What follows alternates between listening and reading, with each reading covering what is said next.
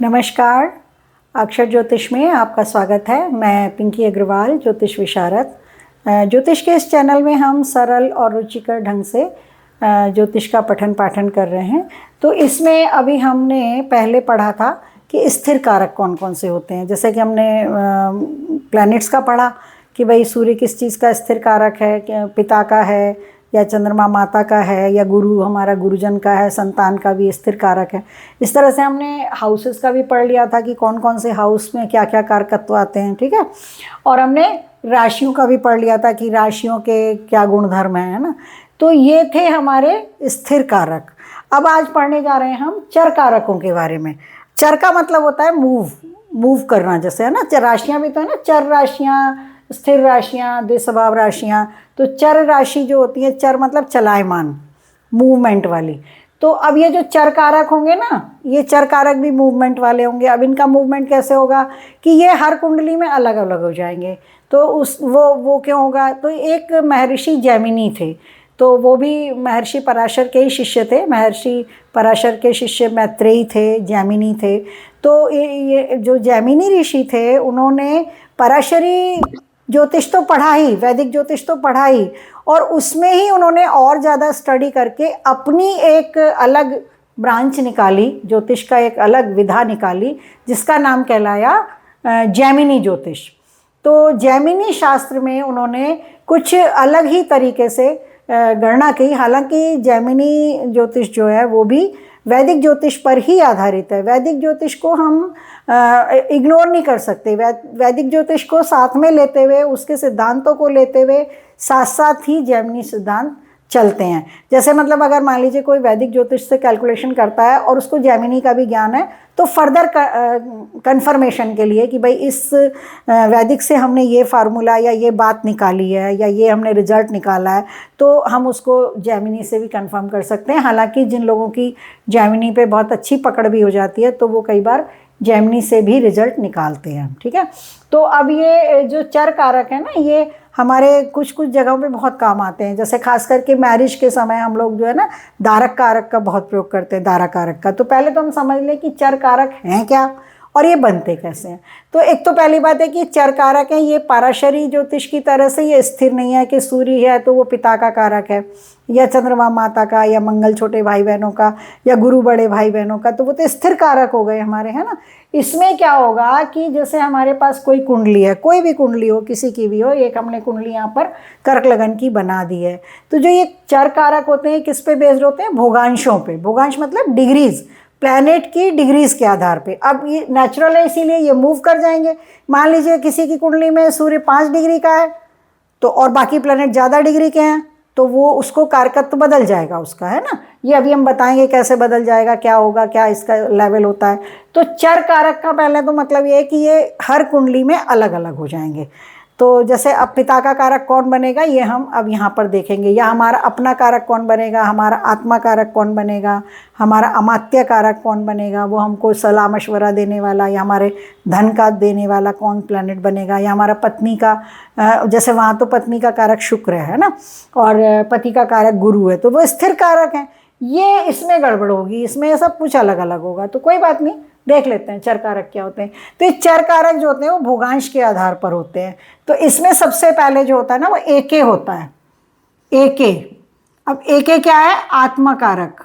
आत्म कारक, इसको हम लोग एके बोलते हैं, ठीक है। अब ये जो एके होगा वो वाला प्लैनेट होगा जो जिसके भोगांश इस पूरे हॉरोस्कोप में सबसे ज़्यादा होंगे, यानी सबसे ज़्यादा डिग्री पे जो प्लैनेट होगा वो एके बनेगा। अब जैसे इस कुंडली में हम देखें तो 28 degree, 12 degree, 5 degree, 25 degree, 22 degree, 16 degree, 6 degree. तो अब ये राहु केतु की डिग्रियां नहीं लिखी हैं हमने, मान लीजिए ये भी हैं, मान लीजिए 3 डिग्री के हैं। वैसे तो इनको नहीं दिया गया है इसमें महत्व, पर हमने लिख दिया 3-3 डिग्री के हैं। जितने डिग्री का केतु होगा उतने डिग्री का राहु, जितने डिग्री का राहु होगा उतने डिग्री का केतु होगा, और वो हमेशा एक दूसरे से समसप्तम होते हैं। तो ये तो हम लोग जानते ही हैं। तो अब एक इसमें कौन बनेगा, जिसके भोगांश आउट ऑफ दीज 9 प्लैनेट्स, जिसके भोगांश सबसे ज़्यादा होंगे। तो हमारी इस कुंडली में हमने सूर्य के बनाए, तो हमारा यहाँ पर सूर्य आत्मकारक हो गया, है ना, पहली बात। अब दूसरा होता है एएम के, अमात्य कारक, एएम के। इसको बोलते हैं अमात्य कारक। अब अमात्य शब्द जो है ना वो संस्कृत में अमात्य का मतलब होता है मंत्री। तो मंत्री यानी कि सलाह मशवरा देने वाला, है ना।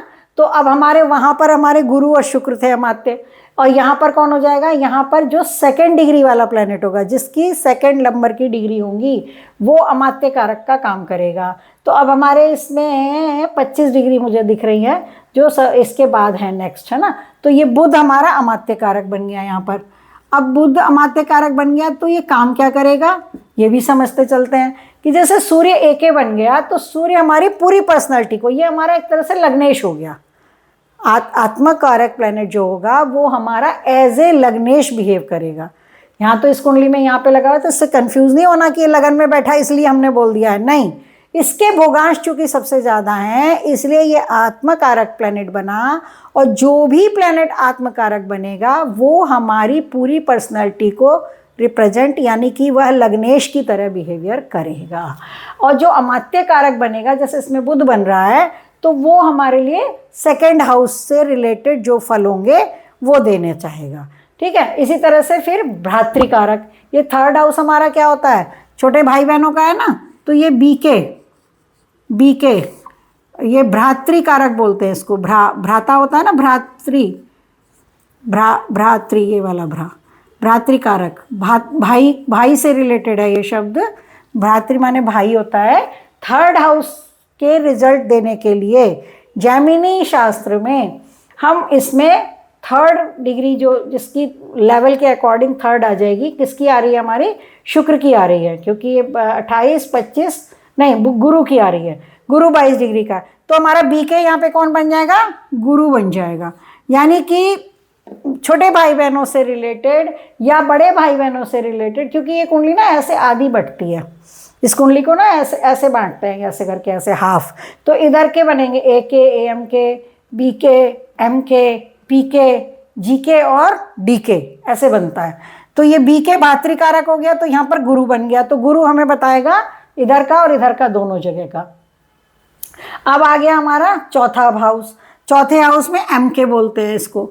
चौथे हाउस के लिए जो काम करेगा उसको एम के बोलते हैं। एम के मतलब मातृकारक, मातृ माने माता, तो ये मातृकारक बन जाएगा। मातृकारक, भातृकारक, मातृकारक, ठीक है।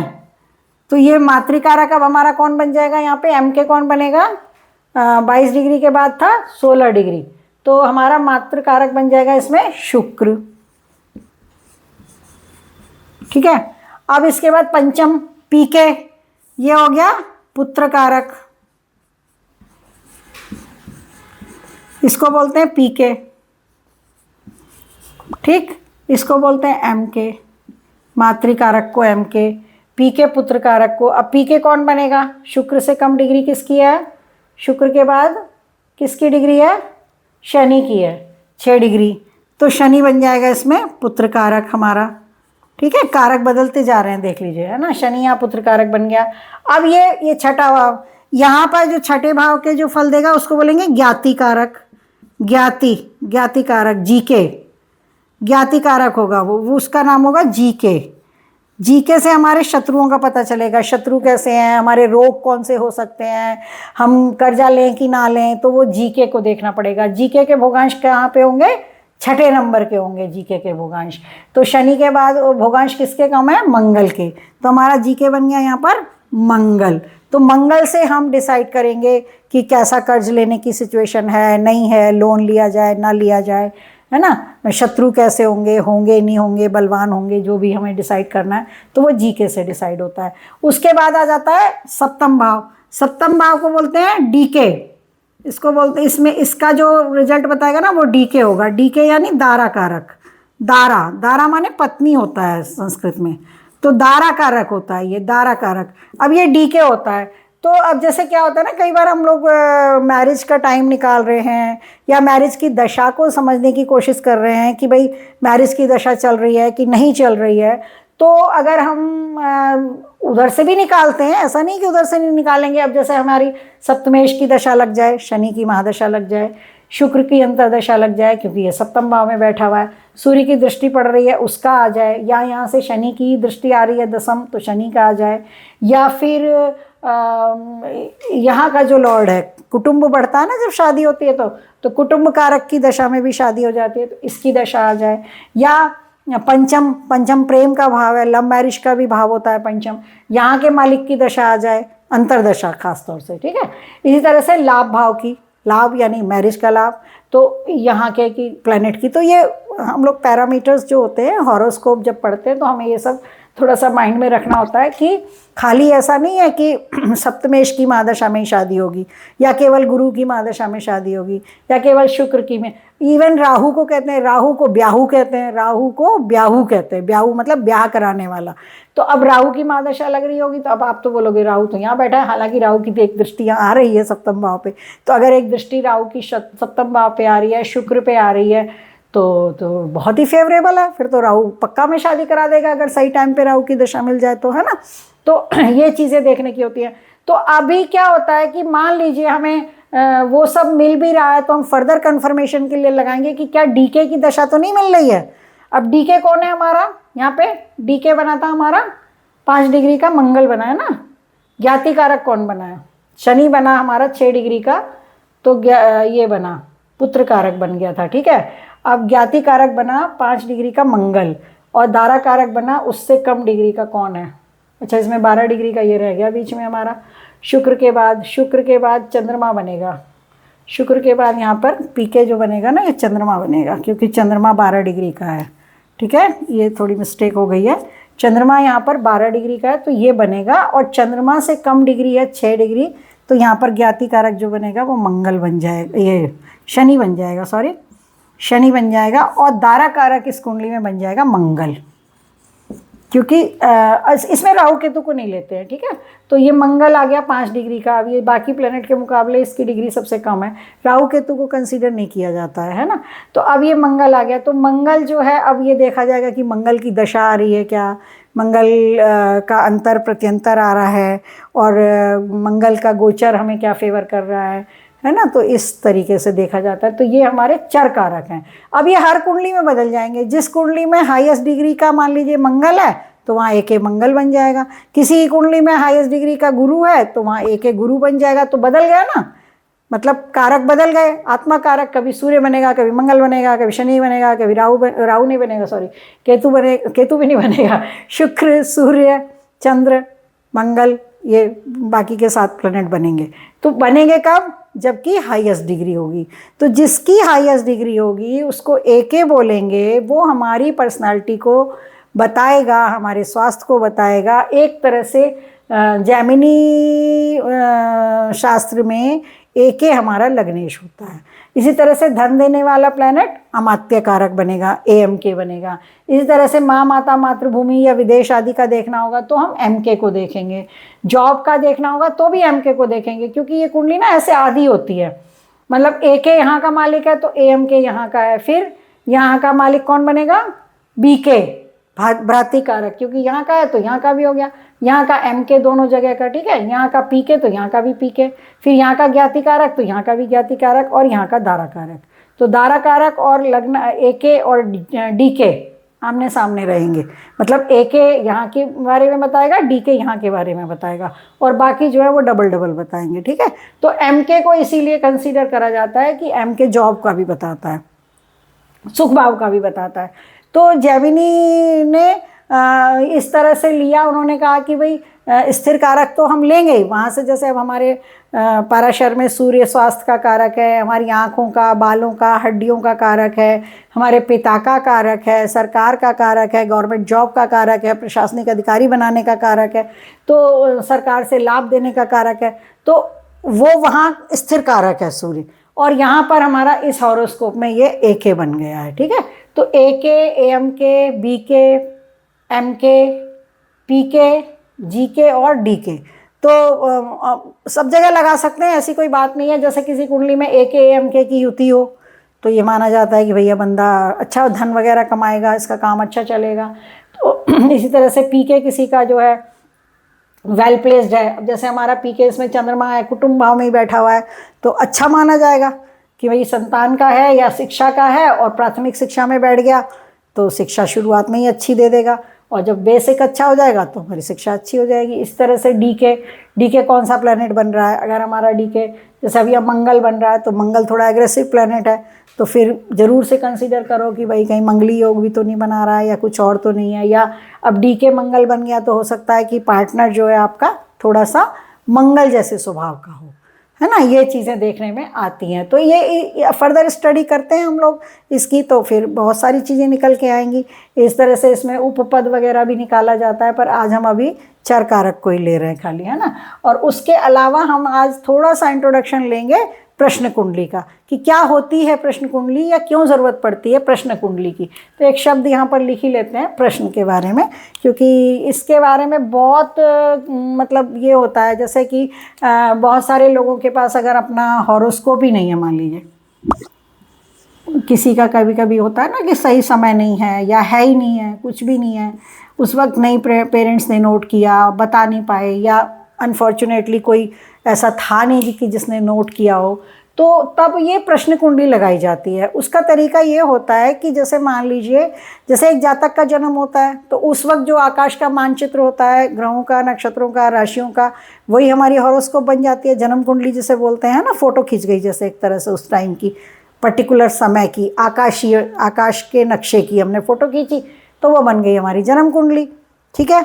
तो ये तो हो जाती है हमारी जन्म कुंडली बन गई। लेकिन अगर किसी के पास नहीं है तो फिर क्या करें, और उसके मन में कोई दुविधा है, सवाल है, तो फिर वो जो जातक है जब हमारे पास आता है और प्रश्न पूछता है तो उस समय और उस स्थान को लेकर के, उसी डेट को लेकर के कुंडली बनाई जाती है। सपोज मान लीजिए हम आज की कुंडली बनाए तो आज की डेट ले लेंगे कि इस प्रश्न का जन्म इस समय हुआ, ऐसे समझ लो कि इस प्रश्न का जन्म हुआ, मतलब बंदे का जन्म तो नहीं हुआ है, वो उसके प्रश्न का जन्म हुआ है। तो हम क्या करेंगे कि भाई आज की तारीख में इसका जन्म हुआ तो आज की डेट लगा देंगे, मंथ लगा लेंगे, ईयर लगा लेंगे। उसके बाद जो ये समय है 5 बजे है, 4 बजे है, 3 बजे है, जिस समय जातक ने प्रश्न किया वो टाइम नोट कर लेंगे कि भाई ये समय है।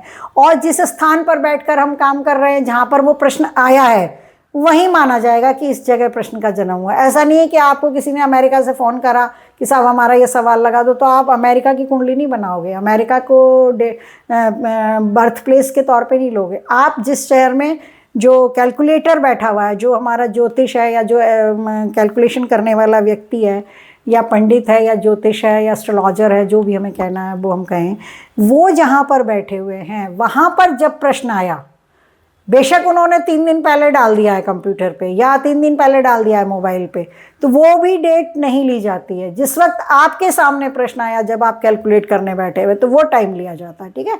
तो उस समय का फिर हम लोग हॉरोस्कोप बनाते हैं। तो उसका तरीका ये होता है कि या तो पहले तो पंचांग से ही बनाया जाता था, अभी हम लोग वो उसमें फीड कर देते हैं जो हमारा सॉफ्टवेयर होता है, तो उसमें तुरंत उस वक्त की कुंडली बन जाती है। उस वक्त का गोचर आ गया, मतलब एक तरीके से आप ये सोचो कि उस वक्त आकाश का जो चित्र होगा वो आ जाएगा, वो कुंडली बन गई, उससे प्रश्न लगाए जाते हैं। तो ऐसे प्रश्न कौन से होते हैं? वैसे तो प्रश्न कुंडली से भी सभी प्रश्न लगाए जा सकते हैं इन दी कंडीशन जब हमारे पास हॉरोस्कोप नहीं है ना। लेकिन ज़्यादातर जो प्रश्न कुंडली से हमारे हॉरोस्कोप होते हुए भी प्रश्न कुंडली से जो प्रश्न लगाए जाते हैं कि बीमार कब अच्छा होगा, बीमार की हालत ज़्यादा ख़राब है, क्या ये इसी तरह चलेगी या ये इम्प्रूव करेगा, या अगर खुदा न खास्ता कोई बच्चा या बड़ा या बूढ़ा कोई भी व्यक्ति घर से चला गया है, सडनली चला गया है और उसकी कोई सूचना नहीं है, तो फिर यात्री कब लौटेगा, या मेरे को नौकरी कब मिलेगी, या कि मेरी मैरिज कब होगी। हालांकि ये प्रश्न कुंडली से ही लगाने का होता है कि मेरी मैरिज कब होगी, बट फिर भी कभी कभी सपोर्ट लेते हैं प्रश्न कुंडली से भी कि भाई ये कैसे बता रहा है कि मैरिज कब होगी, ये पूछ रहा है बंदा। तो उसके लिए बहुत से तरीके भी हैं। हम लोग तो पंचांग से या सॉफ्टवेयर से ही बनाते हैं, लेकिन पहले के टाइम में तो एस्ट्रोलॉजर्स ये भी देखते थे कि कितने लोग आए हैं, साथ में क्या चीज़ लाए हैं, कैसे फल लाए हैं, उनसे भी कैलकुलेट करते थे। वो भी एक तरीके थे। खैर हम उसमें नहीं जाएंगे, हम इसमें जाएंगे कि कुछ सवाल ऐसे होते हैं कि जैसे ये खबर सही है कि नहीं है, कई बार होता है ये खबर सही है कि नहीं है, या युद्ध होता था जब, तो फिर युद्ध में कौन जीतेगा, ये राजा जीतेंगे कि नहीं जीतेंगे, तो उस वक्त प्रश्न कुंडली लगाई जाती थी। तो ये इसको नष्ट वस्तु विचार के नाम से हमें पंचांग में भी इसके वो मिलते हैं।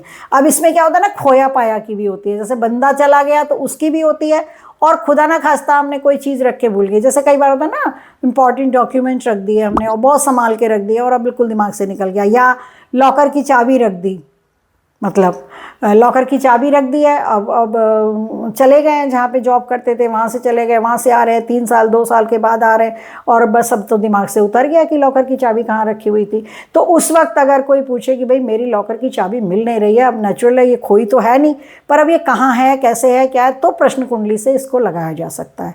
इसमें बहुत अच्छे रिजल्ट आते हैं। जैसे कई बार कोई हॉस्पिटलाइज है तो इनका स्वास्थ्य कैसा होगा, या बहुत लंबे समय तक बीमार चल रहा है तो बीमार कैसे अच्छा होगा कि नहीं होगा, इलाज ठीक से हो पा रहा है कि नहीं हो रहा है, डॉक्टर और पेशेंट ठीक तरह से एक दूसरे को मैनेज कर पा रहे हैं, नहीं कर पा रहे हैं, पेशेंट सहयोग कर रहा है कि नहीं कर रहा है, परहेज कर रहा है कि नहीं कर रहा है, इस तरह से। और खोया पाया के सवाल बहुत अच्छे लग जाते हैं कि जैसे कोई चीज़ खो गई है, सचमुच की खो गई है या रख के भूल गए हो, ये भी पता चलता है प्रश्न कुंडली से। मान लीजिए कोई सवाल आया, अभी हमारा ये सामान नहीं मिल रहा है और हमें तो पता भी नहीं है, हमने घर में रखा है या हमारा कहीं गिर गया या कुछ है, तो उस वक्त का फिर प्रश्न कुंडली बनाइए, उसको देखिए, उसको एनालाइज करिए। उनके रूल हैं, फार्मूले हैं। वैसे तो जातक वाले ही फार्मूले सारे के सारे वैदिक वाले वहाँ पर भी लग जाते हैं, बट फिर भी उसमें चंद्रमा का बहुत महत्व है। चंद्रमा क्योंकि चंद्रमा फास्ट भागता है, फटाफट बदल जाता है ना, तो चंद्रमा का बहुत महत्व है। और दूसरा उसमें भी मतलब ये माना जाता है कि अगर उसका नवांशा भी बनाने की ज़रूरत पड़ती है, या जैसे खोई हुई वस्तु में देशकांड का बहुत फ़ायदा होता है। देशकांड बनाया जाता है तो पता चलता है कि घर के आगे है, बाहर है या पीछे है, या घर के मध्य भाग में, इस टाइप की भी वहाँ से कैलकुलेशन निकलती है। इसी तरह से उसमें नक्षत्रों की कैलकुलेशन निकलती है। जैसे मान लीजिए मेरी कोई वस्तु खो गई है और हमने प्रश्न लगाया है, और उस समय कौन सा नक्षत्र था, चंद्रमा यानी कि किस नक्षत्र में था, तो वो देखा जाता है। तो इस नक्षत्रों के भी ना डिवीज़न है। अगर हम अभिजीत नक्षत्र को ऐड कर दें तो वो 27 के बजाय 28 नक्षत्र हो जाते हैं, ठीक है। तो अब 4 से भाग दिया जाए मान लीजिए, तो 28 नक्षत्र पूरी तरह विभाजित हो जाते हैं आराम से। तो जब ये वाली कैलकुलेशन करते हैं ना, तो आप 28 नक्षत्र समझ लो इसमें, है ना। तो उस वक्त क्या करते हैं कि 4 और 4 दूनी 8 और 4 तियाँ 12, यानी कि चौथा नक्षत्र, 8वां नक्षत्र, 12वां नक्षत्र, 16वां नक्षत्र और 20वां नक्षत्र, 24वां नक्षत्र और 28वां नक्षत्र, ये 4 7 28, ठीक है ना। तो 7 नक्षत्र मिलेंगे हमको। ये जो 7 नक्षत्र होते हैं ये अंधादि नक्षत्र कहलाते हैं। मतलब 7 नक्षत्रों के डिवीज़न कर दिए गए, अंधे नक्षत्र, सुलोचन नक्षत्र, मंद नक्षत्र और मध्य नक्षत्र, इस तरह से 4 डिवीज़न हैं। तो इसमें जो अंधे नक्षत्रों में खोई हुई वस्तु, अगर मान लीजिए सवाल आया कि जी मेरा सामान खो गया है, नहीं मिल रहा है, और चंद्रमा उस समय अंधे नक्षत्र में है, यानी अश्विनी वर्णी कृतिका रोहिणी में हो, या मृगशिरा आद्रा पुनर्वसु पुष्य में हो, अश्लेषा मघा उत्तरा फाल्गुनी में हो, उत्तरा फाल्गुनी के बाद हस्त चित्रा स्वाति विशाखा में हो, मतलब चौथा, 8वां, 12वां, 16वां, 20वां, 24वां या 28वां नक्षत्र में उस दिन चंद्रमा हो, तो आप कह सकते हैं कि भैया ठीक ठाक तरीके से ढूंढ लो, वस्तु आपकी मिल जाएगी। और ये अंधादि नक्षत्र आपको नहीं भी, मान लीजिए पूरे नक्षत्र वो नहीं याद है, सीक्वेंस नहीं याद है, तो पंचांग में हमारे जो है ना वो इसका चार्ट बाकायदा दिया रहता है। और नष्ट वस्तु विचार के नाम से जो टॉपिक रहता है उसमें आपको पूरा उन्होंने विवरण दिया हुआ है कि अगर अंध नक्षत्र आया तो भाई कौन सी दिशा में ढूंढो, मध्य आया तो कौन सी में ढूंढो, और सुलोचन आया तो वस्तु नहीं मिलेगी। 2 हमने ठीक से याद कर लिए। अंधादि नक्षत्र में मिल जाएगी, परेशान मत हो। सुलोचन नक्षत्र में खो गई है, दूर चली गई है, मिल भी गई तो तुम्हें नहीं मिलेगी। मतलब होता है ना, कई बार चीज़ें मिल जाती हैं लेकिन हमारे हाथ में नहीं आती हैं, किसी और के हाथ में चली जाती हैं, कई बार पुलिस के हाथ में चली जाती है, ऐसा भी होता है ना। तो ये है। तो आज हमने ना प्रश्न को हल्का सा टच करने की कोशिश करी कि प्रश्न कुंडली क्या होती है। और बहुत सारे छात्रों के भी और आम जनता के भी दिमाग में ये वहम रहता है कि ये प्रश्न कुंडली कोई मतलब क्या है, मिथक है या गैमिक है, क्या है, मतलब ऐसा कुछ नहीं है। ये भी बाकायदा बनाई जाती है। और सबसे अच्छी बात प्रश्न कुंडली की ये होती है कि अगर हमारा हॉरोस्कोप होते हुए भी हम कोई प्रश्न कुंडली से लगाएं तो जो हमारी लगन होगी या जो हमारी राशि होगी या जहाँ हमारा सूर्य या चंद्रमा, सूर्य भी होगा मतलब, तो वो आ जाएगी वहाँ पर मेन उसमें होकर के। तो तब ये भी माना जाता है कि भाई हाँ, जातक ने जो प्रश्न किया है वो खुले मन से किया है, ठीक से किया है, उसका जेन्युइन क्वेश्चन है। और केंद्र में शनि आ जाए या इस तरह के कई बार स्थितियाँ होती हैं तो उसमें वो ये भी पता चल जाता है कि सामने वाला आपको जज करने के लिए तो नहीं प्रश्न कर रहा है। तो मतलब इतनी तक चीज़ें हैं कि मतलब कोई अगर आपको आपका मखौल उड़ाने के लिए जज करने आया और प्रश्न कुंडली, अच्छा आप मेरा प्रश्न लगा दो, जॉब है ऑलरेडी लेकिन वो आपसे पूछ रहे हैं कि साहब मेरा जॉब कब लगेगा, तो आप देखेंगे कि उसके भी पैरामीटर्स है वो मिल जाते हैं। और कई बार ऐसा होता है कि कई लोग तो इतने होशियार होते हैं कि वो व्यक्ति के आते ही उन्हें अंदाज होता है कि इस वक्त कौन सी लगन चल रही है ना। और वो ये भी जान रहे होते हैं कि भाई किस ग्रह के भोगांश हमारे लग्न के भोगांश के आसपास हैं। तो अगर हमारे किसी ग्रह के भोगांश लग्न के भोगांश के आसपास होते हैं, नियरेस्ट जो होते हैं, तो वो हाउस जिसका लॉर्ड जो है लग्नेश के आसपास है भोगांश लेके, उससे संबंधित प्रश्न करते हैं जातक। यहाँ तक है। और कई बार वो लोग खुद ही बोल देते हैं, हाँ भैया कर्जा लेने के बारे में पूछने आए हो। अगर मान लो षष्ठेश के भोगांश हमारे लग्नेश के भोगांश के पास आ जाएं, प्रश्न कुंडली बन रही हो, तो वो पूछते हैं, हाँ भैया तो आपको क्या मतलब कुछ लोन वोन लेना है, कुछ कर्जा वर्जा लेना है, या बीमारी का प्रश्न लेकर आए हो, या किसी से लड़ाई हो गई या मुकदमे का प्रश्न लेकर आए हो। तो ये सारी चीज़ें अनुभव करने की होती हैं और एक्सपीरियंस करिए, इसको ट्राई करिए। आप खुद जब करेंगे, प्रश्न कुंडली लगाएंगे, लाइव क्वेश्चंस लगाएंगे, क्योंकि स्टडी करने में तो कई बार लगता है बना दिया या विश्वास नहीं होता है, लेकिन जब लाइव क्वेश्चंस लगाते हैं और वो जब सटीक बैठते हैं तो बहुत अच्छा महसूस होता है। ठीक है, तो प्रश्न कुंडली का हमने हल्का सा आपको आज इंट्रोडक्शन दे दिया कि प्रश्न कुंडली भी एक विधा है। तो उससे भी हम लोग हॉरोस्कोप में बहुत सारे सवाल जो लगाए जा सकते हैं, उसमें जय विजय के भी लगाते हैं। चुनाव में कौन जीतेगा, जैसे मान लीजिए जो चुनाव में खड़ा हुआ है वो बंदा खुद ही पूछने आए, वादी प्रतिवादी, मुकदमे का लोग पूछने आ जाते हैं, जी मेरा मुकदमा लगा हुआ है, क्या होगा आप बताओ। तो उसमें देखा जाता है कौन लग्नेश बन रहा है, कौन कर्मेश बन रहा है, मतलब कर्म किस भाव से है, इस भाव का है, नौकरी का है, या मुकदमे का इस भाव का है, या संतान का पूछने आए तो इस भाव का है, भाग्य के बारे में पूछने आए तो इस भाव से। तो उस भाव का जो मालिक होता है वो कार्यश बन जाता है। इसका पूरा मेथड है। प्रश्न कुंडली को भी धीरे से लेंगे किसी दिन। तो आज के लिए इतना ही करते हैं। अगर आपको कंटेंट अच्छा लगता है तो इसे लाइक करिए, शेयर करिए, सब्सक्राइब करिए, बने रहिए अक्षर ज्योतिष चैनल के साथ। धीरे धीरे हम लोग पढ़ाई कर रहे हैं, प्रेडिक्शन पर भी आएंगे। और आज के लिए इतना ही। जय हिंद, जय भारत।